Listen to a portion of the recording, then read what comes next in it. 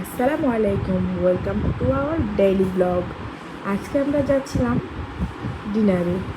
ডিনারে আমরা করে যাচ্ছিলাম, সেই জায়গাটার নামটা একটু পরেই বলবো। এই যে হুমায়রা তো বেজায় খুশি, এত রাতে তার বাবা সারপ্রাইজলি আমাদের ঘুরতে নিয়ে যাচ্ছে। এই তো সিনথিয়ার মনটা একটু খারাপ, কারণ সে এখানে আসতে চায়নি। আমরা গিয়েছিলাম মিরপুর 2 নম্বরের আবেশ হোটেলে।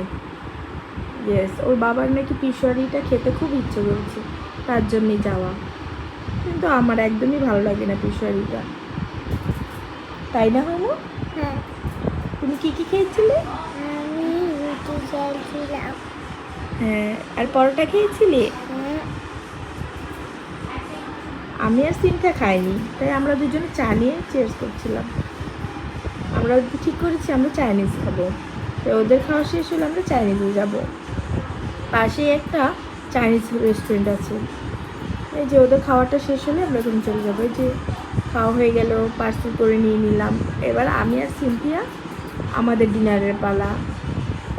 এই যে সাভার ক্যাফে, এই ক্যাফেটা খুব ভালোই, নতুন দেওয়া হয়েছে। তুমি কি? বাবা, হ্যাঁ বলো। হুম, এই যে হুমায়রা ঢুকতেছে, হুমায়রা বাবার সাথে ঢুকে গিয়েছে। সিনথিয়া তো পড়েনি, সিনথিয়া তো জায়গায় দিচ্ছে না। আমাদের খাবার এসে পড়েছে, ট্যান ট্যান।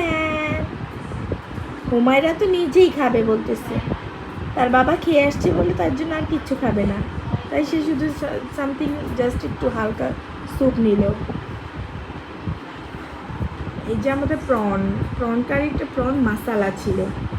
খাওয়া শেষ, এবার আমরা চলে এসেছি আমাদের বাসায়। তাহলে দুই বোন খুব খুশি, তার বাবা নামিয়ে দিয়ে এই রাত 12টার দিকে আবার চলে গেল আমাদের দোকানে। বলতেছে দোকান ক্লোজ করে আসতেছে। Thank you for watching this video.